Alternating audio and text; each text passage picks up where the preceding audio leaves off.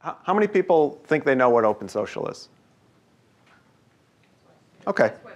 Good, good. No, that's good. It's the only answer I was hoping for is that everyone's hands stayed in the same place, either all up or all down. It was the half and half I was dreading. So, so what I've got set up here is about a dozen slides to walk through some things on what problem were we trying to solve when a bunch of us in the community, including many people here at Google, said, hey, there's a need. Let's see if we can find a way to do it.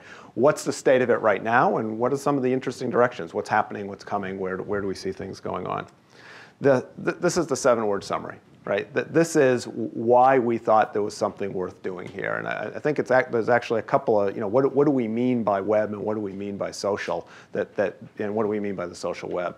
So, I think Tim Berners-Lee did a blog post, I don't know, what was it, a couple quarters ago now, where he did an equivalent statement, I think, in a very eloquent, as you'd expect, way, where he drew an analogy between the net, the web, and then the graph. And he said the web is about the idea that if you have simple, lightweight, open protocols that allow a bunch of separate things to connect together, in the case of the web, a bunch of separate pages to connect together in an intelligent way, you get some emergent, wonderful stuff. And before that, we did the same thing with simple, lightweight, open protocols to connect machines together, and we got the net. So if you connect machines with simple, lightweight, open interoperability, goodness. Connect pages and apps, goodness. The next step is do the same thing for people. If we can find simple, lightweight, open protocols that allow us to connect people to each other, we should be able to get the same kind of good emergent properties that, that the web gave us with the graph. Thank you for connecting. There you go. So, when I'm talking about what it is about the web that we all like, that's sort of why Google, sort of one of the core values and foundations of Google, it's that notion of open, that notion of interoperable, and that notion of emergent stuff when you let lots of nodes connect. Social is even more obvious, and we've got evolution on our side here, right? We as a species are social. What we care about is largely other members of the species, and there's lots of good reasons for that beyond biological reasons. It's just that is what's interesting to us. That's how we get things done. That's how we have fun. That's how we do work. That's just how we work. It's always been true. Almost all the killer apps have always been social apps. The word social is, to quote one of our lead product managers, Joe Kraus, social is the new black right now. It's a little bit in as a label, which means it tends to lose its meaning, right? And it's like, oh, yeah, social. But it's based on something deep, right? We used to spell social collaboration. We used to spell social groupware. There were lots of different ways that people recognized that people care about other people. So obviously, the value proposition here is take the good ideas of how the web works, combine it with this real need, and we ought to be able to come up with something pretty valuable. To me, we'll know that the web is social when I can run any application I care about on any site I care about with any of the people I care about, right? That's when it has changed from social is a feature or a destination or a thing that I go do, and has moved to, it's ubiquitous, has moved to, it's just part of the fabric of the web. You've all heard the analogies about, when electric motors first came out, you could go to your Sears catalog and buy a home electric motor, right? And it was cool, I had an electric motor. How many electric motors do you own now? None of us know, but it's a lot. And we don't think about it. It's just part of how we do things, right? All of those kinds of analogies apply here. The web will be social when it's baked in and it's just available everywhere to everyone, and you get the benefits without having to think about how it all works. So when we looked at that, that's a large space, large set of things to tackle. We said, what's the first piece of this that we want to bite off? What's the first place that we think we can actually get some community traction going and solve a real problem quickly? And the first problem we set out to solve with OpenSocial was saying, today, if I'm an application developer and I've built this cool new app, this is Noah, by the way. So Noah's built this cool new app, and he wants to deploy it out there. And he knows there are all these people who want to throw sheep at each other, want to keep track of where each other have lived, want to share music tastes with each other, want to recommend books to each other, whatever. And they all live in all these different places, and they all have incompatible ways of doing it. So if Noah wanted his application to run on Orchid or on LinkedIn or on High Five, he'd have to have separate relationships, separate technology to do it. And the promise, the thing that we say we want to do, is we want to make it so that Noah can code to OpenSocial and reach everyone. Obvious, right? That is the only trick computer scientists have. Let's use that trick.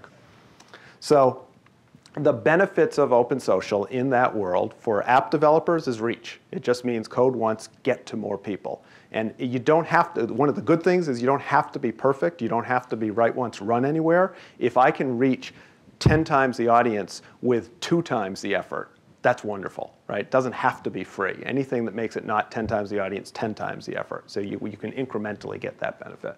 For the containers, for the actual places where people today hang out and interact with each other, what they get is they get better functionality.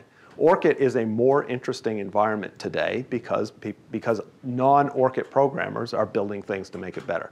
MySpace is a more interesting environment today because of that. You know, all of that. That's what the containers get. They get more goodness for their users.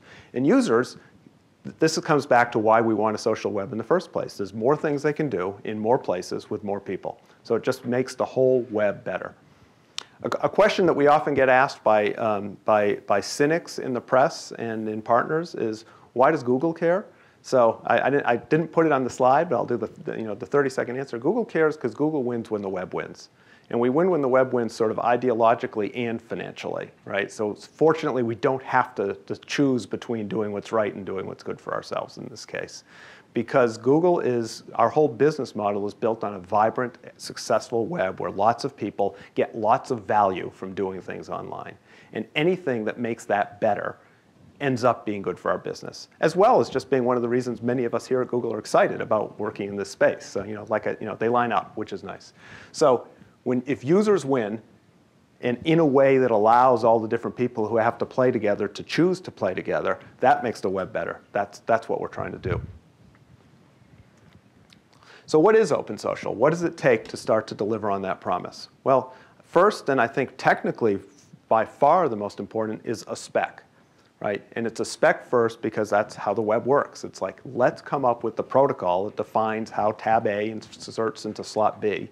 And if we can agree on that protocol, and it's a rich enough protocol to enable people to build on top of it, and a clean enough protocol to enable people to implement it, then the magic starts to happen. That's the goal. So defining the right set of APIs is the first thing. Then, of course, you have to write a bunch of code. You have to write code that makes it easy to implement the spec. You have to have the people who are going to be building the tabs and the slots do so. You have to start getting that to get the dynamic of the virtuous cycle going of there's more applications, so there's more reason to use the applications and vice versa. And then OpenSocial is people. There's a community of people who are working together to do this. There is also an organization. Oh, I'll get to this foundation in a second. These are some of this is the current snapshot of the state of OpenSocial. I'm going to get into I'm saving all the meat for the end. I just want to get all the context done first. These are, at the last time we took count, these are the various destination sites that have either shipped or announced their intent to ship support for OpenSocial. Roughly the top 30 or 40% are live to end users. Is that about right? Roughly? The first 3, oh, wow. Yeah, it's not exactly the same order. The first 3 rows have shipping code. It's a mix of developer or user releases. Okay, so that's roughly where it is. It's a bunch of use. Depending on how we count, that means there's 270 million users who you can reach with an OpenSocial application, that gets people's attention, which is good because that's what's needed to prime the pump. Not going to go through all the numbers, but there's a lot of uptake. That timeline, by the way, we first said the word OpenSocial to the world on November 1st. So that the first time anyone had heard or had the ability outside of the initial partners working on it to look at the initial APIs was November 1st. So that's 8 or so months ago. Not quite full term yet, and pretty good progress for 8.5 months in. There's an OpenSocial Foundation that Google, Yahoo, and MySpace said, hey, we think that there's I actually learned something. I don't know how many of you have dealt with IP issues around technology, and in particular IP issues around lots of parties playing together around technology. And I learned that last bullet there, I originally wrote it as goal, get out of the way, right? The goal of the foundation was, hey, this thing is working. What can we do to not slow down the community? And one of the things that could slow down the community is IP disputes. So let's see what we can do to create an IP framework so that no one has to think about IP, right? The goal of talking to lawyers is so you don't have to talk to lawyers again. And you know, that's what Yahoo and MySpace and us are trying to do. So that's on track to be bootstrapped. It is not meant to be the organization that sets the direction of OpenSocial. It's meant to be the organization that makes sure the community can continue to set the direction of OpenSocial intelligently. All right, that's all context. You know, any questions at that level? I've got, you know, this is a very dense slide that's going to involve drilling out to other websites and going through things in more depth. So just that was all the problem statement. So what is the IP plan? Yeah. Okay. So the IP plan is there is a nonprofit entity, the OpenSocial Foundation, you know, a California nonprofit corporation. I forget which 50X it is. You know, I'm happy I was able to forget. But so there's a nonprofit entity that holds the copyrights and that administers an IP regime. And roughly, although you know it'll be public as soon as the lawyers stop talking, it will be an IP regime that says everyone who contributes to a spec promises not to sue anybody who implements the spec. And that's pretty much the OpenID scheme. There were many things we liked about the OpenID scheme. We worked with some of the people who were involved in setting up the OpenID scheme. And there were a couple of things they said, this was a bit of a dead end, don't replicate that. But roughly it is not trying to actually hold patents or create cross licenses or anything like that. That gets complicated, right? Not trying, you know, it's just, this is a bunch of people a bunch of geeks who want to throw some good ideas together to build a good spec, some of whom happen to work for large companies. And then a bunch of large companies who want to use the fruits of that. So we have to clean it up, right? So you can be comfortable using the fruits of this. And the way we're doing that is saying everyone who contributes to a spec will sign a non-assert saying, I will not sue anyone for patent violations over any patents I might or might not happen to have if they implement the spec. And that felt pretty good to everybody. It's been working with OpenID. One of the goals was for an engineer who wants to contribute to OpenSocial to spend as little time as possible talking to their legal department. Right? We did not want anything where you have to get a legal department involved before you can have a technical conversation, and we did, you know, that would just be the death of the rhythm of development. So with an IP policy like that, do you have any hope of roping in the top player in this game, which is Facebook? I don't think the IP policy will help or hurt with that. I don't think. Well, if you already have patents in this space, would you not be incentivized to not play? The further along you are in the path, the less incentive you have to build this nice. Yeah, I guess that's possible. I think that comes down to, though, a fundamental belief, right? Do you believe that the right way for the whole community to win is with with open standards, freely adoptable, or not? I think No, I understand. That was a generic view, and you know, if any particular player, because you know Google has a large patent portfolio, if we decided that the best way to win was for us to make sure we got more than our fair share, because we had more than our fair share of patents, no IP regime is going to help that. Right? And on the other hand, if we believe that, no, we actually think the main reason we have patents is to keep anyone else from doing something silly with their patents, then many IP regimes are going to work. So, which is why I said I don't think the details of the IP policy will affect it. It's more a core business value. Do you believe that the way you win is by making the web more social, or do you believe the way you win is by locking up a corner of the web? They're both viable business strategies, but they're very different. Anything else at this level? Okay. So, just note on version numbers that they don't mean anything, but just more of a timeline thing. When we launched, when we launched on November 1st, it felt half-baked, so it was OpenSocial 0.5. We didn't say that at the time. It's now long enough in the past. I don't mind calling it half-baked. Dan is cringing.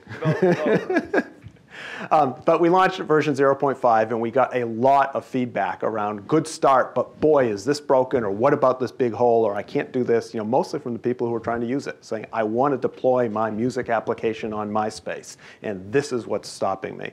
Fairly quickly came out with a pretty significant 0.6. It was very different. A couple months after that, came out with a 0.7, and these are all spec versions, with people implementing as they're going.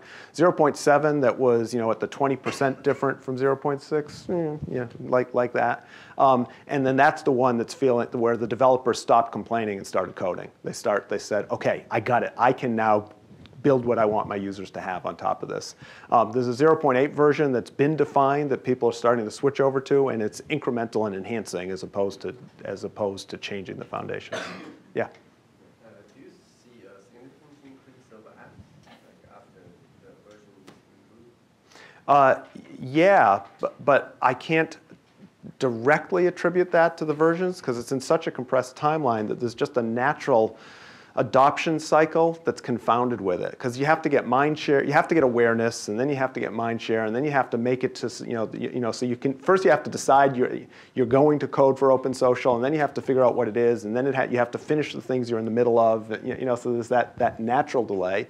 And there's also a little chicken and egg. Many of the people building applications are very small organizations, which is wonderful, and it's one of the things that a standard allows is for small organizations to win, because they can get big reach with small effort. But that means that they are very quick ROI focused. So if we meet with a developer and say, there's this cool new feature that's going to let you make your app 10 times better, and it's going to be available on MySpace in 6 weeks, they'll say, wonderful, come talk to me in 3 weeks.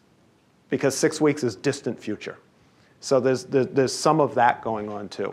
So, I don't have a graph, I don't think we've actually done a graph of total number of apps available, but my sense is it's very much an increasing slope curve. Well, but it certainly is, because 0.7 was the first time it really got out to users. Well, that's right. That was the first, 0.7 was the first one where many containers went past the sandbox stage and said, we now think the quality of bar for apps is high enough that we want all of our users to see this. And I think we're about to see, we're getting into sort of the next set of bullet points there, is we're about to see a whole lot more apps take off. The biggest feature people have asked for is, hey, JavaScript's neat, but sometimes it sucks. So what if we do a REST approach, basically? So that's what's coming in 0.8, which is defined and being implemented right now. Implemented and rolled out. So that's probably a little too small. Is that readable or a little small? Come on, Control plus, be my friend. Not when you're right clicking. There we go. That work? Okay. So, the basics of where OpenSocial 0.7 works is it's first, what problem is this? It's the problem to let multiple apps play together, right? Sort of compounding of apps. That's another one of the recurring fundamental, how do we do this right in computer science? How do we do modular software development and deployment? And a lot of OpenSocial is built on some technology Google contributed in, which was the Gadgets technology that was first used in iGoogle for non-social apps, but it was very much a technology to allow multiple independent developers who didn't necessarily trust each other to submit and deploy code that ran together in a context. So that there's a foundation of just the plumbing of allowing that to happen before you add the fact that these are social applications. And what that plumbing looks like is basically a deployment package where this is a very simple one, but this is what the distribution of an OpenSocial application looks like. It's an XML manifest that defines a little bit of metadata, like the name of your application so it can show up in a directory, the fact that it requires some core functionality, like in this case it requires OpenSocial 0.7, and then the actual payload of your application, which is the code you want to run in the final place. So that's bare bones. There's a lot of other optional metadata attributes, but the bulk of what you do when you're building your application is you just copy this thing, and then you paste new payload in here, and you add whatever optional metadata you want. That's a distribution mechanism. The reason that's nice is as a developer, Once I've built one of those things, I can just register it with lots of different containers and say, here is my application. And different containers do different mixes of push and pull, but you typically host one of these things at a known URL on your site as an application developer. So now there's a path I can go to get the application manifest. And then when I update it and you respect cache control headers, it updates. And I've now deployed it to millions of users in dozens of countries and dozens of containers with one central thing. That's the idea there. So the payload itself is this. In a typical application, I'll show you what they look like in ORCID. That was just the one I'm opening it up. But in a typical container, you'll see that applications end up getting drawn inside boxes. Oops, sorry about that. Click. Drawn inside boxes like that. So that box that's labeled slide TV is the contents of one application. Everything outside the box is drawn by ORCID, and it's completely up to ORCID to draw it. The job of a container that wants to run an OpenSocial application is A, to give it an iframe on the page and say, this is where you're going to be. B, to inject that payload that was in the content block into the iframe. And C, to provide the runtime library, in this case the JavaScript library methods, make them available to the application. So in the case of the Hello World app, it didn't do anything. We'll get there in a second. But there are going to be some methods called by the application that depend on the container, and it's up to the container to make them available. So that's the job of a container. Let's go back to here. So that's about as simple as we could get. I'm going to go past a bunch of mechanics here, and let's actually start building an application. So the first application we're going to build is going to just get a list of my friends. So we're actually going to build an application that's a little bit social here. It does something that depends on what container I'm in, and therefore the same application, if I run it in LinkedIn, will give me a list of my LinkedIn network connections. If I run it in MySpace, it'll give me a list of my MySpace friends. And it'll do that because one API, multiple implementations. So that load friends JavaScript method at the top there is a simple call to the OpenSocial APIs to pull data. So no magic there. You create a request, a new data request, and then you say, hey, what I want to fetch is the viewer, and I want to fetch the viewer's friends. So I want to know who am I and who do I know. You make those calls, and then you do a request send. And then it's an asynchronous model, of course, AJAX model. So it's an asynchronous model. So in your page, you call load friends. And then in this case, the callback on load friends does something. And what it's doing is it's unpacking the request. So it's from the data that you get back. It's saying get out the viewer friends. And then, hey, let's actually spit out some HTML into the DOM of the page. So we'll go ahead and we will, for each viewer, stick them into a list and done. So all of this is just AJAX JavaScript programming. There's nothing special about it. You're just writing a web app the way you always write a web app. You just need access to a little bit of social data. How do you get the social data? You call the APIs that get social data. And it's up to the container to provide those APIs in a clean way. So I'll show you just a little bit. I'll actually do one of these. I don't want to do many of these because it gets redundant. This is all on a public site, by the way. Everything I'm doing here is on a public site, and you can read and do whatever. But if we were to actually look at the actual Gadget spec for that load friends so far, this is it, and it just goes out and it references a JS file that has the stuff we showed, and this is the full manifest. But what I really want to do, rather than just looking at this, is I want to copy the link here. So copy link location. I'm going to go into ORCID, and I'm now going to say in ORCID, hey, I want to edit which applications I'm running. So at the moment, I have those 4 applications set up, and I'm just going to paste that new one in. Let's add that. And it's confirmed that this is now ORCID saying, hey, I want to make sure that our users know what they're getting into when they run an application. So let me give them you're about to do this.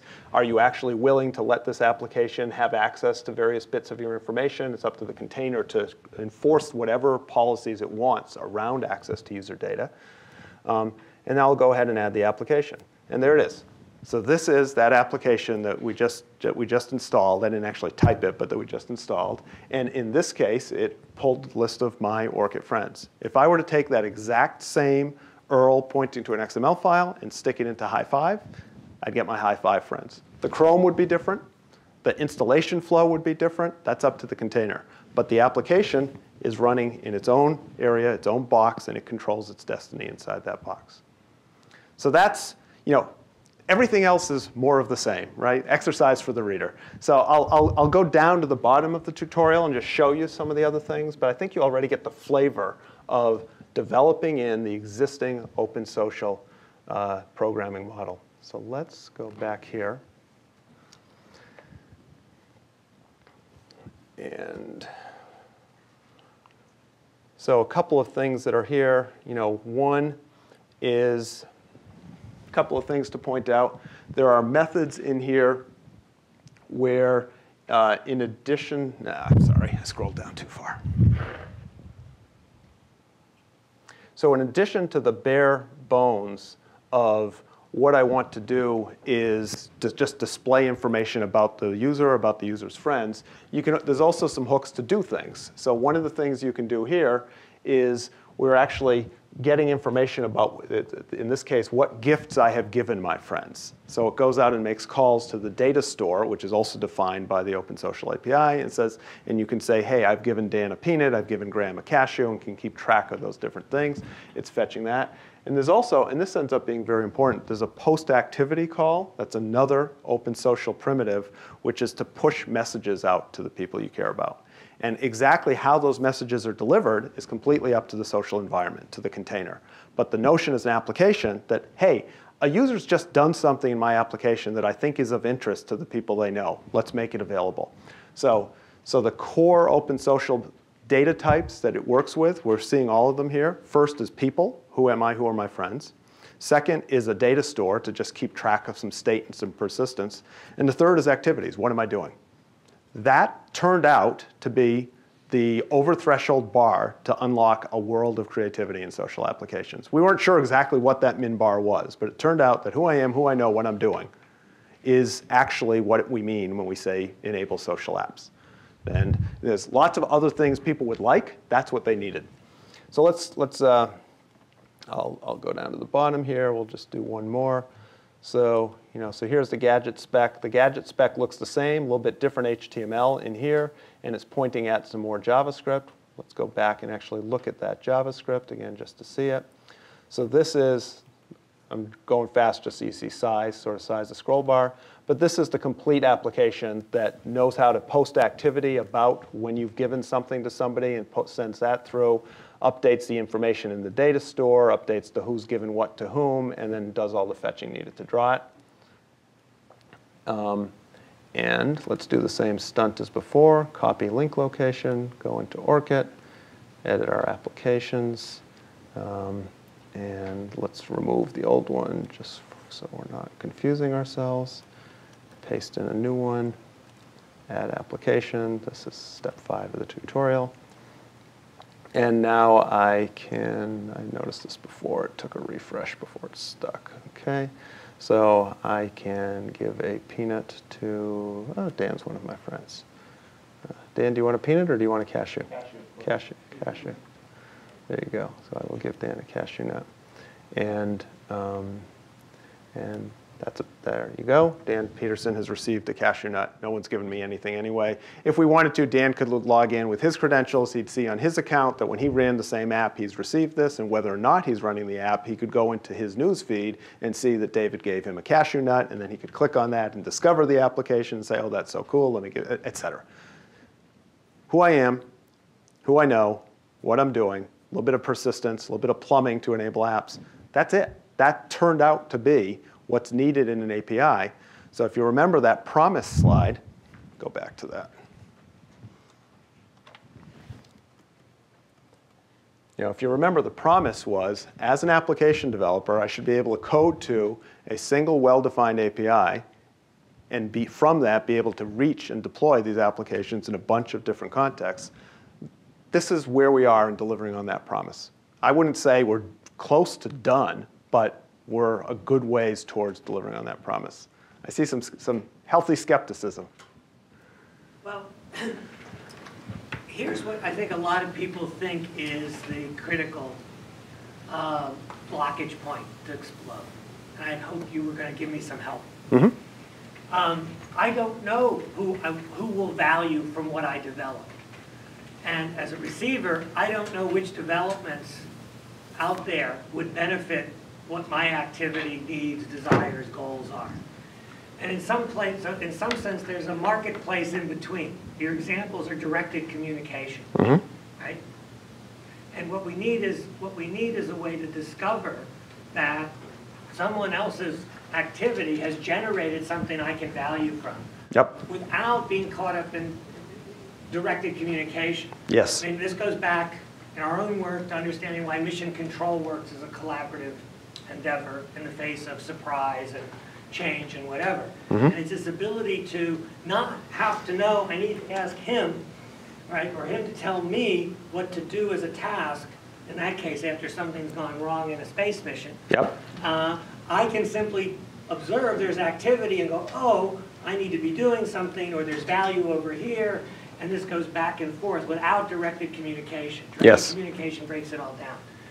So how do we get to the point, or how do the things you're doing get us to the point where we can help people discover where there's value? Yep.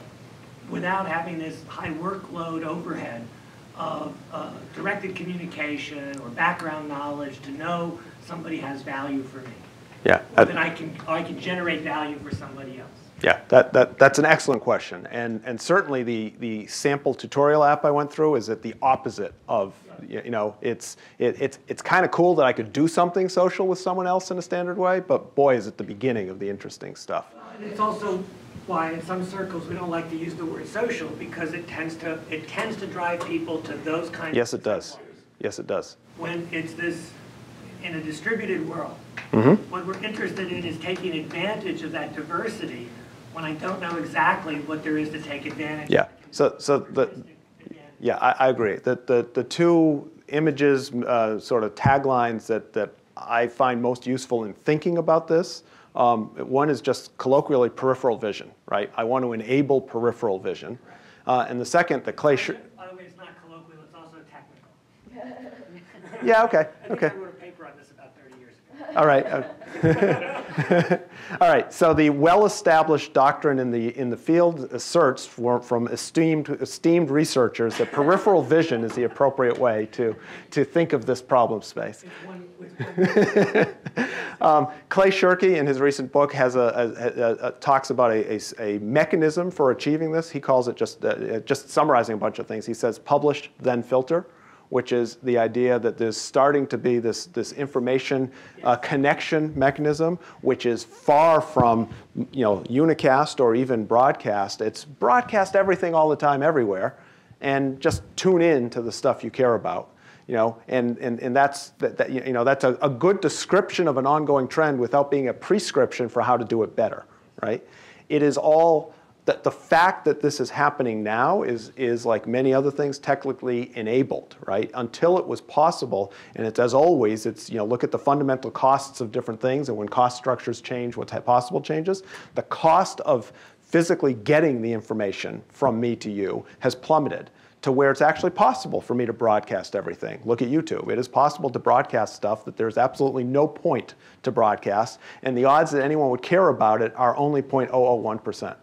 Oh, that's a huge audience if they can find it, right? That's what enables publish then filter, is that you can lower those costs.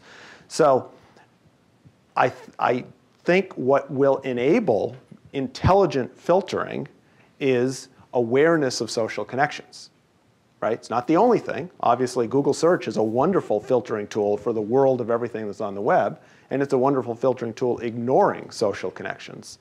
And figuring out how to blend sort of raw information-based signals with social, who do I know, who do I care about, what do the people I care about signals.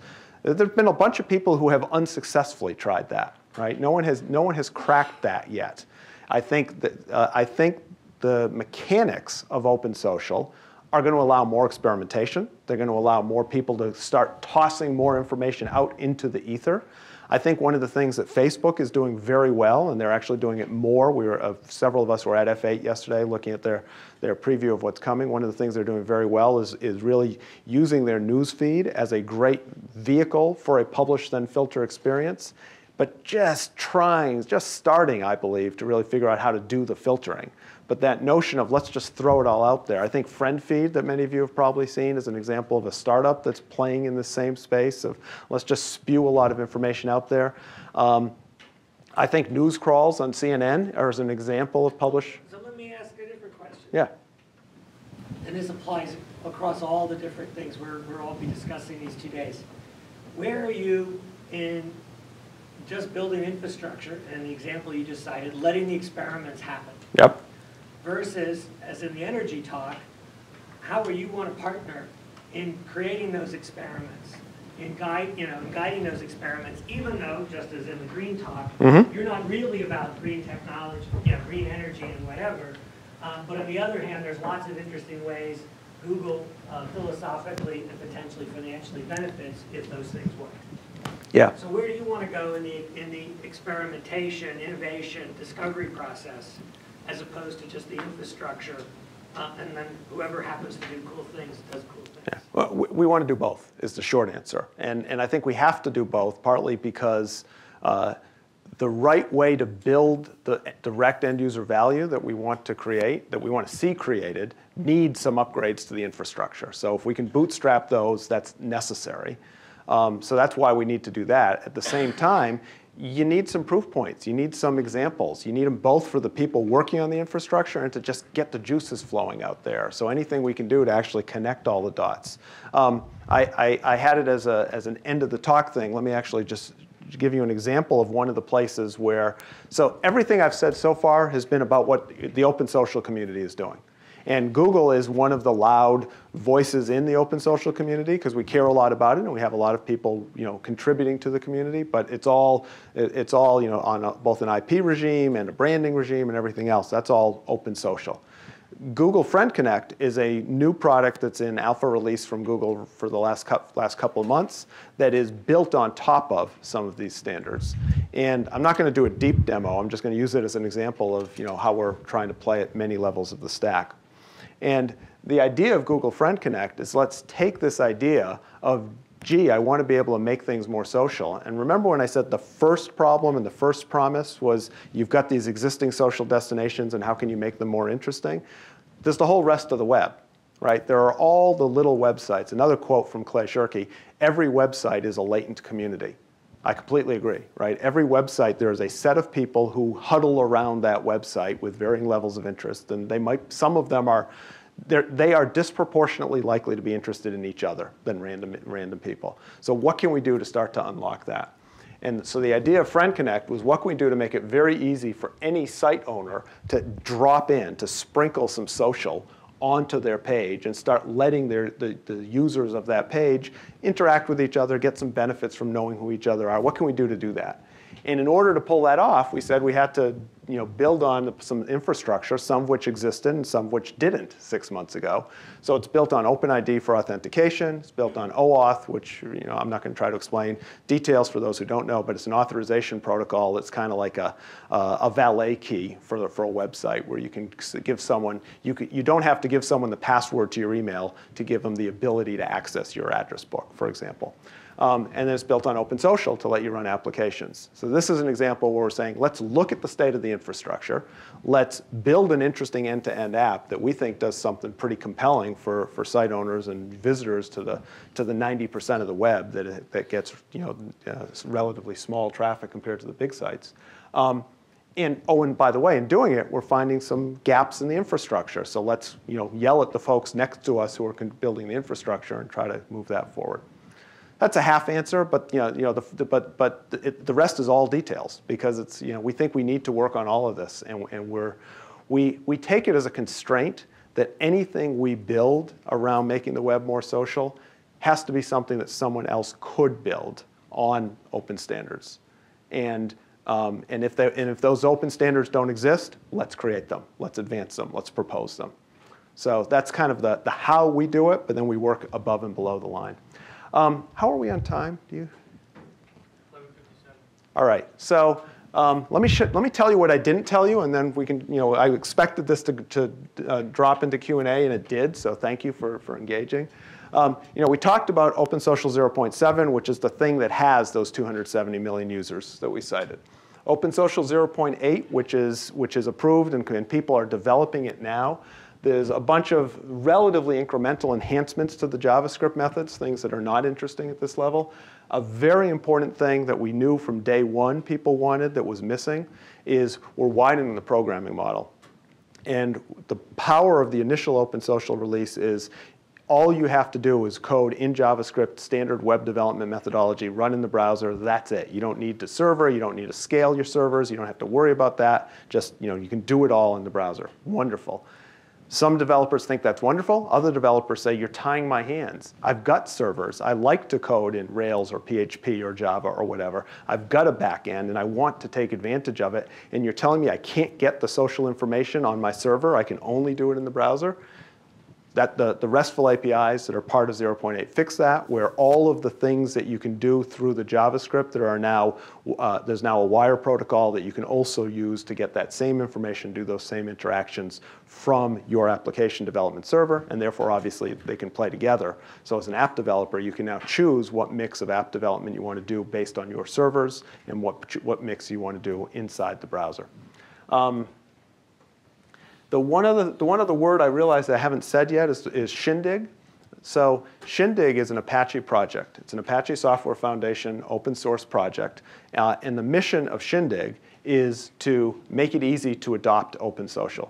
So what Shindig has built is a complete implementation of the OpenSocial container-side code, so that if I am a High Five or a Friendster or in a MySpace or someone like that, and I wanted to, I could download the Shindig stack, plug it in by hooking up some data sources to the bottom of that stack, and I would then be able to do all the mechanics around being an OpenSocial container, including implementing the JavaScript and the RESTful APIs. So that's an open source project. That's what I wanted to cover. I think we ended up talking about all the right things. But like I said, I think let's declare this officially over. But I'll hang around for as long as people want to chat. So yeah. What are people building? Where? What kinds of applications are people building? What are people doing with this? What's some of the coolest stuff?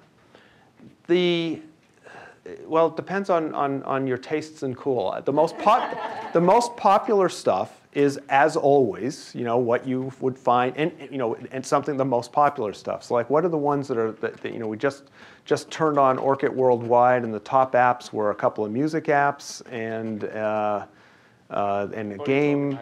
And the things, I Like is a music one. Buddy Poke is just say, and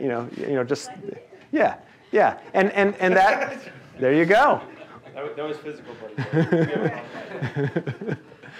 So those are the popular ones. It's games, it's music, it's fun, and there's this self-expression because because the places where a lot of this rolls out initially is on social sites, right? So that's one avenue.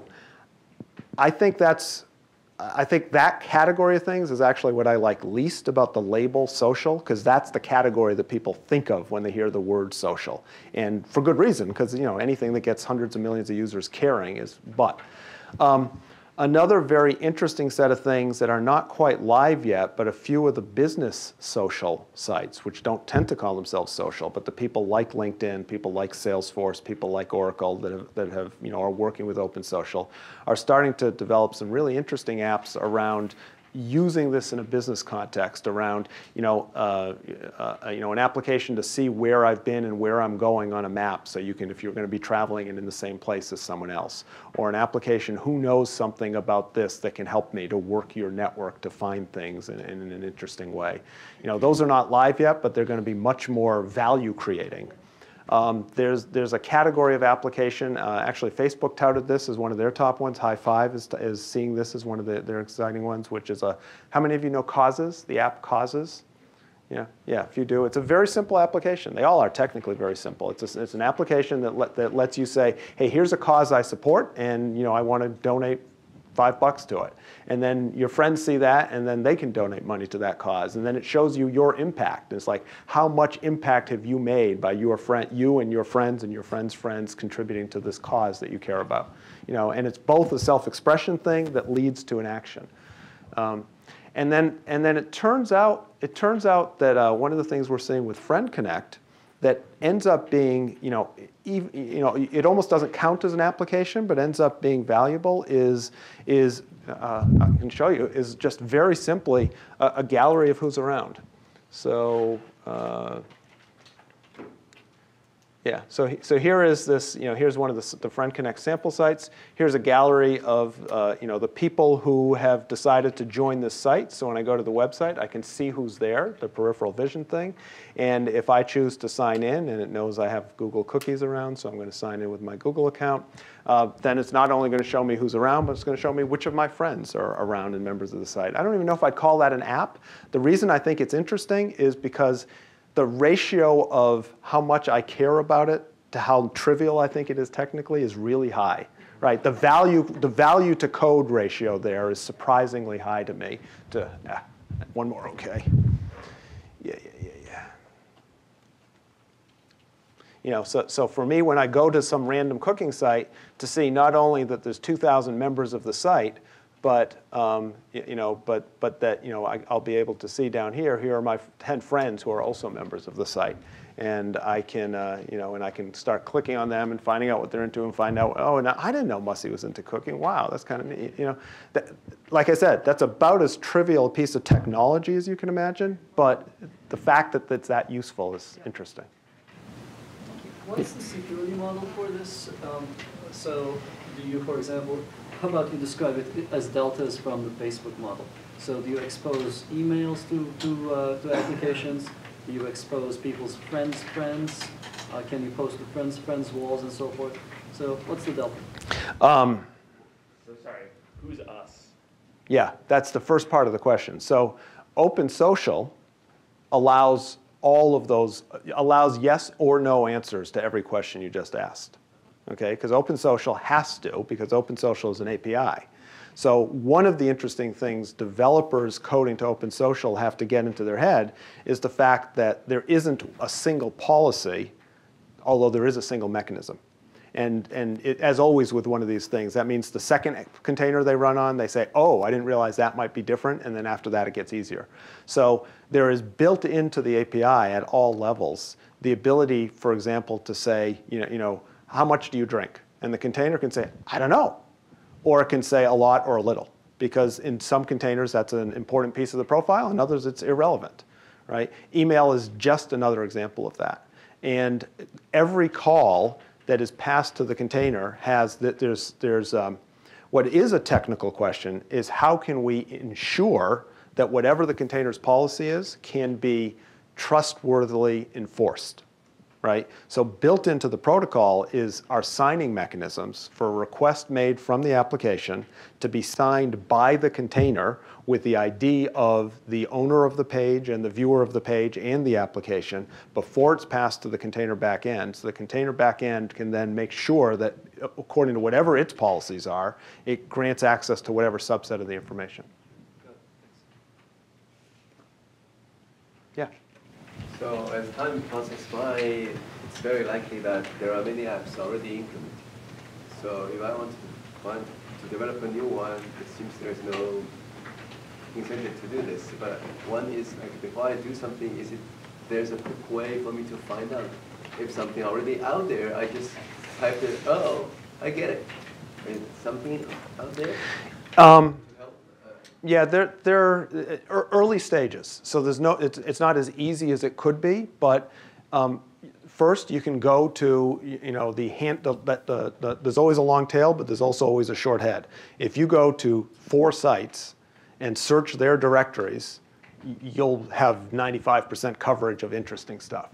If you go to those same 4 sites and look at the top 10 most popular apps, that'll tell you most of what's going on. That's right. But it's exactly the, and it's exactly the equivalent problem to suppose you want to create a new website that does something interesting around, finding out the price of houses and sharing it with. How do you find out if that's a good idea to start a company to do real estate pricing or hat shopping or whatever? It is no better or worse than that situation. Any developer will get money out of this, like a lot of people using the app. So I'm going to give the exact same analogy, exactly the same answer. It's a deep and important question, but the answer is going to be the same as if you're a developer and you're thinking of creating a new website, are you going to make money?